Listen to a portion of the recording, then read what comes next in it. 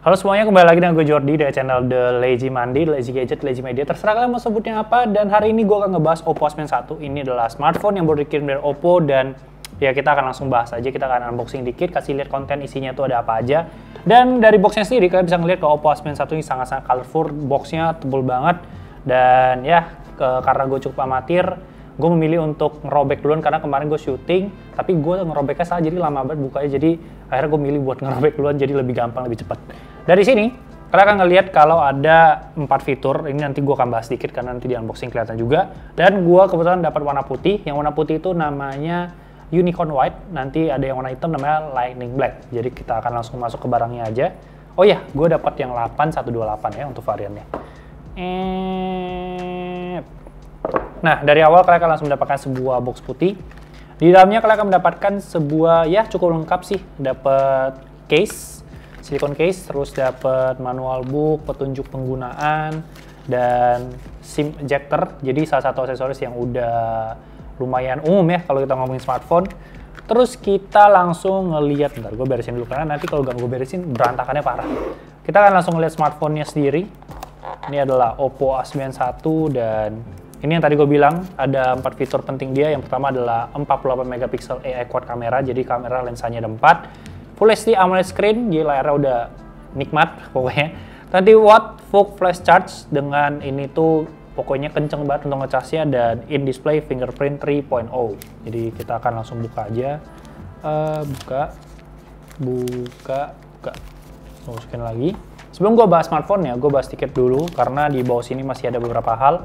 Yang pertama adalah chargernya, Oppo, cukup gede untuk adaptornya, ini yang full flash charge. Terus kalian dapat juga sebuah kabel dari USB-A to USB-C, terus dapat juga sebuah headset. Jadi kalau kita ngomong aksesorisnya sebenarnya udah lengkap banget karena kita dapat charger udah pasti ya. Kita dapat charger, headset, dan juga case. Itu maksudnya untuk memberikan headset dan case menurut gue itu sebuah apresiasi aja menurut gue. Oke, ini kita taruh ke sini, kita tutup. Mungkin kita pindahin ke bawah aja biar nggak terlalu mengganggu pemandangan. Ini smartphone-nya masih baru, jadi masih harus di setup segala macam. Jadi gue nanti akan langsung pindah ke setupnya, tapi sebelum itu gue bahas desainnya sedikit.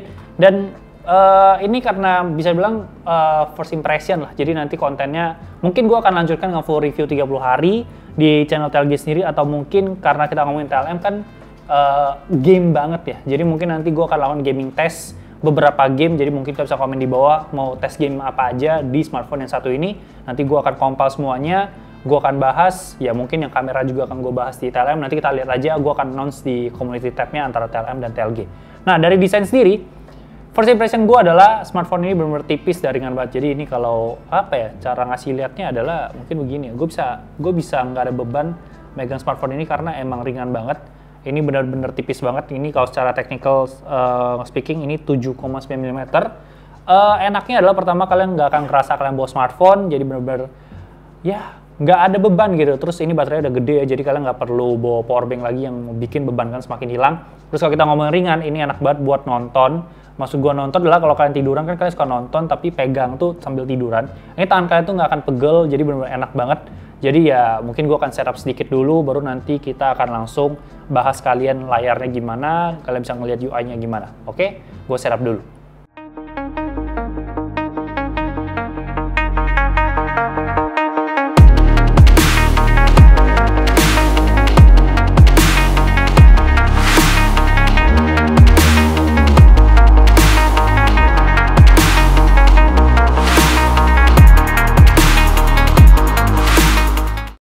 Oke, kita udah selesai setup, kita udah beresin juga yang semua di samping, jadi nggak terlalu ganggu pemandangan kalian. Ini kita lanjut lagi bahas desainnya, gue takut dia bakal slip ya.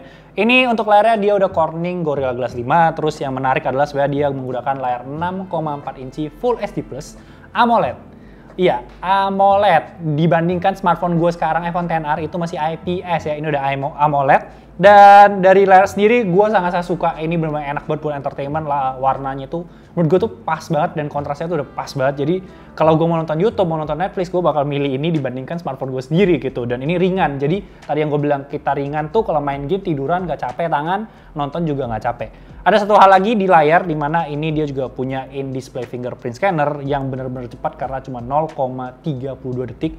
Dan gue sengaja pakai telunjuk karena kalau jempol tuh kayak awkward gitu loh tempatnya. Jadi kalian tinggal kalian tahan, dia langsung kebuka. Jadi kita ulang sekali lagi, tahan, kebuka. Dapat udah lihat? Ayo Fit, sekali lagi, tahan, kebuka. Oke Fit?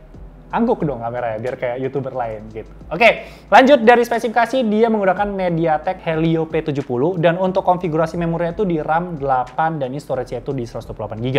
Yang keren lagi dia udah punya baterai 4000 mAh yang udah pakai SuperVOOC Charger 3.0 yang bisa ngecas 50% itu dalam 32 menit doang. Bahkan kalau suhunya lebih stabil tuh bisa jauh lebih cepat lagi. Terus kita ngomongin lagi untuk performa, gue udah coba untuk main game sebenarnya cuma 2. Yang pertama adalah PUBG Mobile. Itu gue bisa dapat di high untuk frame rate-nya itu high dan yang tengah deh pokoknya yang tengah dan tengah nanti ada di B-roll dan itu lebih kalau kita main tuh dia lebih ke hangat di bagian sini jadi nggak terlalu panas dan masih bisa enjoyable buat dimainin. Game kedua adalah Teamfight Tactics, kalau kalian tahu itu adalah auto chess, underlord, itu versi League of Legends dan itu nggak ada masalah sama sekali, sangat aman. Untuk penggunaan sehari-hari udah aman banget, multitasking segala macam nggak ada masalah. Gue so far ya dari first impression gue megang beberapa hari itu belum ada crash application dan segalanya. Dan ini dia juga punya gimmick yang namanya split view, jadi kalian bisa bagi atas bawah untuk 2 aplikasi yang berbeda, jadi lebih produktif lah.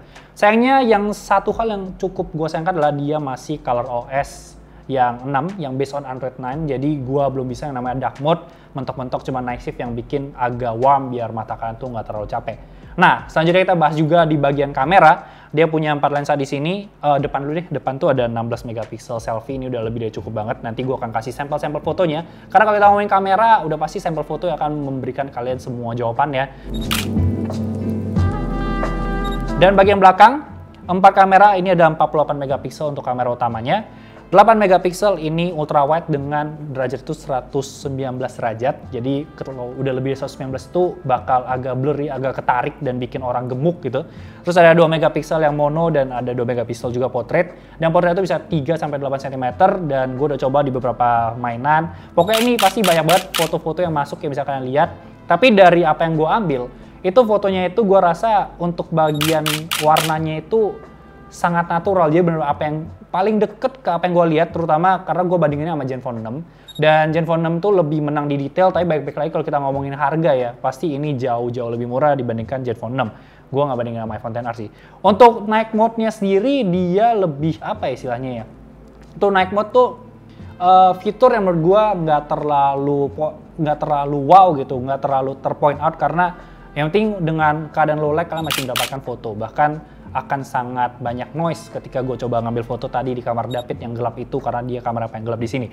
Terus kalau kita ngomongin video, dia juga udah pakai AES dan gue akan kasih satu video juga buat contohnya di mana kita tuh lagi masak-masak di kantor dan itu buat kondisi handsfree menurut gue itu udah cukup stabil. Jadi bisa lah kalau kalian pakai ini ngambil footage sebagai YouTuber starter pack gitu amatir yang kayak gua buka kotak aja tadi salah, ini juga masih oke banget. Jadi bisa bilang itu aja yang bisa gua bahas dari first impression ini.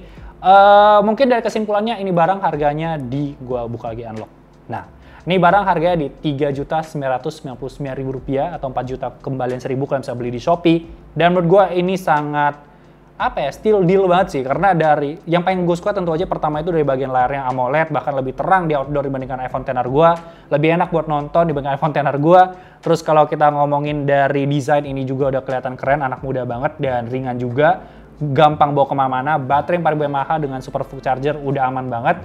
Dan ya paling kalau gue komplain sih mungkin lebih ke gue mau Android 10 aja sih. Sisanya sih gue belum menemukan ada masalah dari smartphone ini. Jadi mungkin itu aja bisa gue bahas dari Oppo Asmin 1 ini. Jangan lupa like, comment, share. Follow Instagram kita di @lazy monday. Kalau gue sendiri channelnya tuh di The Lazy Gadgets, ngebahas smartphone, gadget, dan apapun yang masih berhubungan di daerah-daerah sana.